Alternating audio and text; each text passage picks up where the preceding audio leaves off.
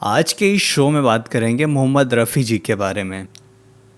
31 जुलाई 1980 को संगीत की दुनिया से एक ऐसा सितारा बादलों में कहीं खो गया जो सारे संगीत जहां को रोशन करता था।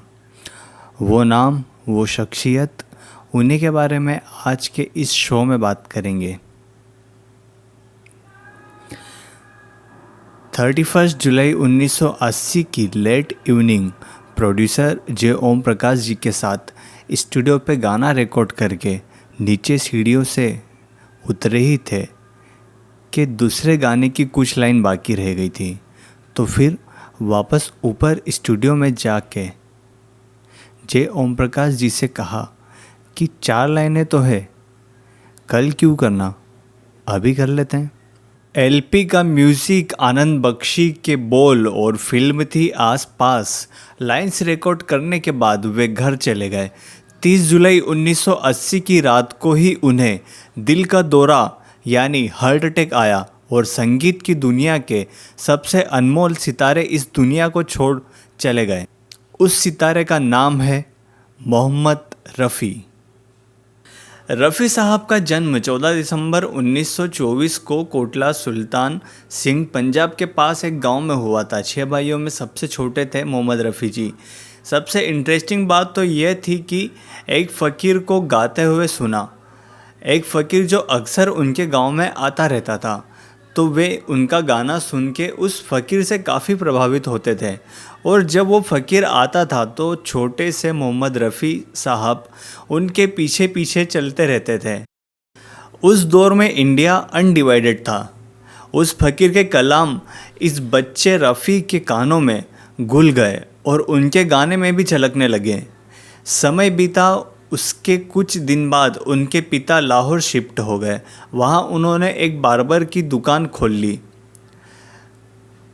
रफ़ी साहब के गले में जो सुर थे वे अब समय के साथ दिखने लगे थे और वे सुर मानो उनके गले में गड़ गए थे। और उन्हें पहचाना उनके ही बड़े भाई के दोस्त अब्दुल हमीद ने। रफ़ी साहब को बम्बई तक पहुंचाने में भी उनका बहुत बड़ा हाथ रहा है। रफ़ी साहब को सबसे पहली बार स्टेज पर गाने का मौका भी बड़े ही ड्रामेटिक तरीके से मिला था। एक बार लाहौर में एक शो था जो कि मशहूर गायक KL सहगल का था। अचानक से उस प्रोग्राम में लाइट चले गई। लाइट के बंद होते ही चारों ओर से ऑडियंस शोर मचाने लगी। सब परेशान हो रहे थे। KL सहगल साहब बिना लाइट के शो स्टार्ट कैसे करेंगे, और पब्लिक शोर मचाए जा रही थी।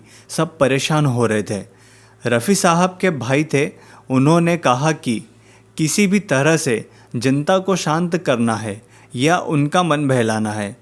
तो वे ऑर्गेनाइज़र के पास गए और उन्हें कहा कि सर, हमारा छोटा भाई है, अगर आप इजाज़त दें तो कुछ देर वो गाना गा के जनता का मन बहला सकता है, जब तक कि लाइट नहीं आ जाती।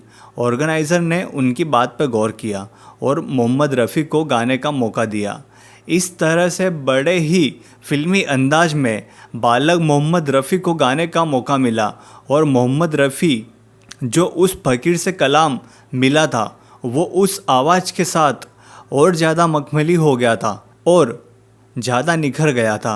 और उस टाइम पे मोहम्मद रफ़ी के गले से जो आवाज़ निकली, उसे सुन के मानो सन्नाटा छा गया हो। सैकड़ों लोगों की भीड़ मानो गायब हो गई हो। सिर्फ और सिर्फ एक ही आवाज़ सुनाई दे रही थी और वो आवाज़ थी बालक मोहम्मद रफ़ी की। रफ़ी मानो छा गए। उस दौरान फिल्मों के एक म्यूज़िक डायरेक्टर श्याम सुंदर भी मौजूद थे। उन्होंने भी रफ़ी को सुना और उन्हें इनविटेशन दे दिया मुंबई आने का। इस शो में बात कर रहे हैं मोहम्मद रफ़ी के बारे में। वो मोहम्मद रफ़ी जो गरीब था मगर खुददार था। सुनते हैं आगे की कहानी अगले पार्ट में कि कैसे मोहम्मद रफ़ी बने रफ़ी साहब।